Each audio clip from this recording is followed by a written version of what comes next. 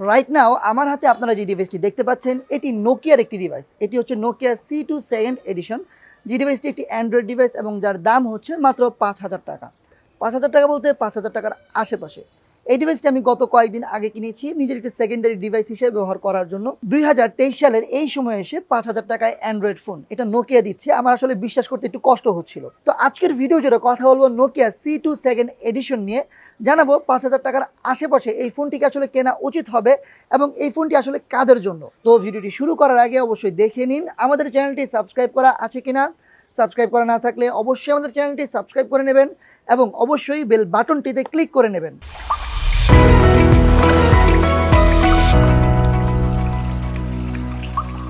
Hello বন্ধুরা, সবাইকে স্বাগতম তরল প্রযুক্তির ইউটিউব চ্যানেলে। তো প্রথমেই আমরা দেখে নেব বক্সে আমরা কি কি পাচ্ছি। তো এটাই তো বক্স, এটা হচ্ছে বক্সটি খুলে ভিতরে প্রথমে পেয়ে যাবেন এই যে ডিভাইসটা। এখানে ডিভাইসটিতে কিন্তু রিমুভেবল ব্যাটারি ব্যবহার করা হয়েছে। বক্সে আপনি আরো পাচ্ছেন একটি 5 ভোল্টের চার্জার অ্যাডাপ্টার এবং একটি মাইক্রো এসবি চার্জিং কেবল, পাচ্ছেন একটি ওয়ারেন্টি কার্ড এবং ইউজার ম্যানুয়াল। তো এই তো গেল বক্স কন্টেন্ট। কথা বলবো এই ফোনটির বাকি বিষয়গুলো নিয়ে। প্রথমে কথা বলা যাক এই ফোনটির স্পেসিফিকেশন নিয়ে। এই ফোনটিতে পাচ্ছেন 5.7 ইঞ্চির একটি ডিসপ্লেটির resolution 480x960 pixel. So Nokia C2 second এডিশনে কিন্তু ফুল HD প্লাস বা HD প্লাসের ডিসপ্লে আপনারা পাচ্ছেন না। এছাড়াও এই ফোনটির রেয়ারে আপনারা পেয়ে যাচ্ছেন 5 মেগাপিক্সেলের একটি ক্যামেরা এবং সামনের দিকে পেয়ে যাচ্ছেন 2 মেগাপিক্সেলের একটি সেলফি শুটার। ডিভাইসটিতে সফটওয়্যার হিসেবে পাচ্ছেন অ্যান্ড্রয়েড 11 এর গো এডিশন। এছাড়াও এখানে প্রসেসর হিসেবে পাচ্ছেন কোয়াড কোর 1.5 GHz এর একটি প্রসেসর। ডিভাইসটি পেয়ে যাবেন 132 এবং 232 জিবি এই দুটি ভার্সনে এবং এই ডিভাইসটিতে আপনি দুটি সিম এবং একটি মেমোরি কার্ড একসাথেই ব্যবহার করতে পারবেন এবং এখানে ডেডিকেটেড স্লট যেহেতু পেয়ে যাচ্ছেন সো মেমোরি কিন্তু আপনি আরও বাড়াতে পারবেন। ফোনটিতে পাচ্ছেন 2400 mAh এর একটি ব্যাটারি এবং ব্যাটারিটা কিন্তু খোলা যায় অর্থাৎ রিমুভেবল ব্যাটারি। আর বক্সেই পেয়ে যাবেন 5 ওয়াটের একটি চার্জার, যেটি দিয়ে চার্জ হতে মোটামুটি ভালোই সময় নেয়, 1 থেকে 1.5 ঘন্টারও বেশি সময় নেয়। তো সোজা কথা এই ফোনটির স্পেসিফিকেশনে খুব আহামরি কিছু নেই। এখন আমরা যদি এই ফোনটির পারফরমেন্স নিয়ে কথা বলি, প্রথমে কথা বলবো এই ফোনটির ডিজাইন নিয়ে। 5,000 টাকার একটি ফোনে আমি ডিজাইনে কিন্তু খুব বেশি কিছু এক্সপেক্ট করছিলাম না, তবুও এই ফোনটির ডিজাইন কিন্তু আমার কাছে বেশ ভালো লেগেছে। ফোনটি ওজনে মাত্র 180 গ্রাম এবং এক হাতে খুব আরামেই এই ডিভাইসটি ব্যবহার করা যাচ্ছিল। আর যদি দামের তুলনা করি, দামের সাথে এই ফোনটির ডিজাইন এবং ব্যাকশেলটা তুলনা করি, তাহলে কিন্তু খুবই প্রিমিয়াম একটা ফিল দিচ্ছিল এই ফোনটির ব্যাক পার্টটা। ফোনটি পুরোটাই প্লাস্টিক বিল্ডের। এখানে পিছনের দিকে একটি সমস্যা আমার কাছে যেটা মনে হয়েছে সেটা হচ্ছে এখানে পিছনের দিকে কিন্তু একটি স্পিকার রয়েছে, যে স্পিকারের সাউন্ড কোয়ালিটি মোটামুটি লাউডই বলবো। তবে একটা সমস্যা কি, পিছনের এখানটা স্পিকার থাকলে ফোনটি আপনি যখন এভাবে কোনো সারফেস লেভেলের থাকবে তখন কিন্তু স্পিকারের সাউন্ডটা বের হতে একটু সমস্যা হয়।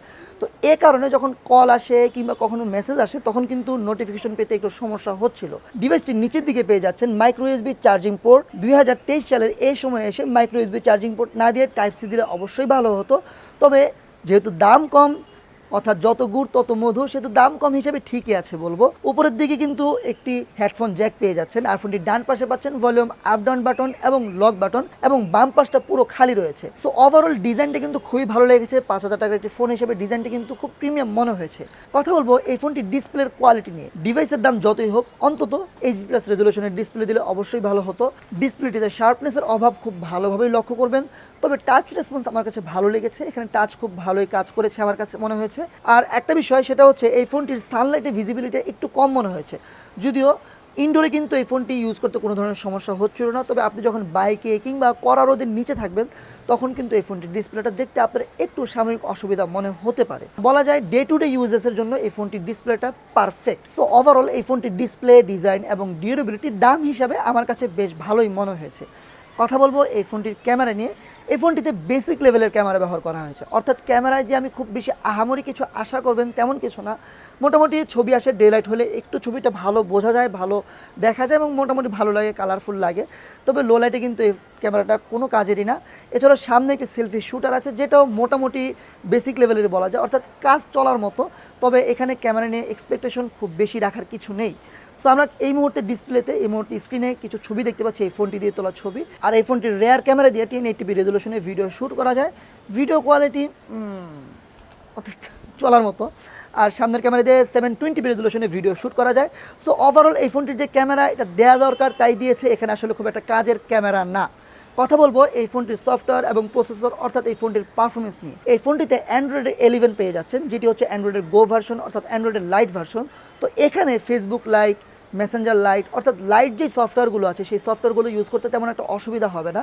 এই ফোনটি মোটেও মাল্টিটাস্কিংয়ের জন্য না, অর্থাৎ একসাথে আপনি অনেকগুলো অ্যাপস ব্যবহার করবেন এমন কিছু না। জাস্ট ফেসবুক ব্যবহার করছেন কিংবা ইমো ব্যবহার করছেন কিংবা মেসেঞ্জার ব্যবহার করছেন, জাস্ট এতটুকুই। আর এছাড়াও এই ফোনটি দিয়ে ইউটিউবে ভিডিও দেখার জন্য মোটামুটি কাজ চলে যায়। তবে আপনি এই ফোনটি দিয়ে হেভি লেভেলের গেমিং করবেন, অনেক অ্যাপস চালাবেন এমন যদি আশা থাকে, তাহলে আমি বলবো এই ফোনটি আপনার জন্য না। এই ফোনটিতে অ্যাপগুলো ওপেন হতে একটু সময় নেয়, যেটা খুবই স্বাভাবিক মনে হয়েছে আমার কাছে।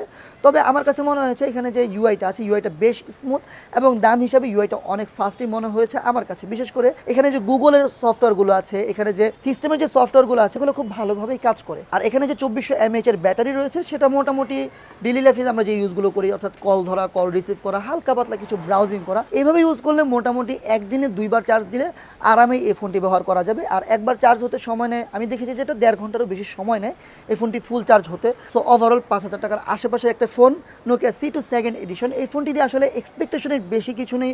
তবে এই ফোনটি মূলত কাদের জন্য? আপনার বাসায় কোনো মুরব্বী আছে, আপনার বাবা আছে, তাদের জন্য এই ফোনটি পারফেক্ট একটি ফোন। কিংবা আপনার কোনো একটি সেকেন্ডারি ডিভাইস দরকার, তাহলে কিন্তু এটি পারফেক্ট একটি ডিভাইস, যেটি দিয়ে মোটামুটিভাবে হালকা পাতলা ফেসবুক লাইট এই ধরনের ব্যবহার করবেন, কিংবা ছোটোখাটোভাবে কিছুটা সময় ইউটিউবে সময় ব্যয় করবেন, বাস এই ধরনের কাজের জন্য এনাফ। কিন্তু আপনি যদি খুব বেশি ব্রাউজিং করতে চান, অনেক বেশি ফেসবুকিং করতে চান, মাল্টিটাস্কিং করতে চান, তাহলে কিন্তু এই ফোনটি মোটেও আপনার জন্য না। তাহলে অবশ্যই আপনার বাজেটটা 15,000-এর উপরে করতে হবে। তো ভিডিওটি কেমন লেগেছে অবশ্যই কমেন্টে জানাবেন। ভিডিওটি ভালো লেগে থাকলে চ্যানেলটি সাবস্ক্রাইব করবেন এবং পাশেই থাকবেন। আসসালামু আলাইকুম ওয়া রাহমাতুল্লাহি ওয়া বারাকাতুহু। সবাই ভালো থাকবেন এবং সুস্থ থাকবেন। Bye bye.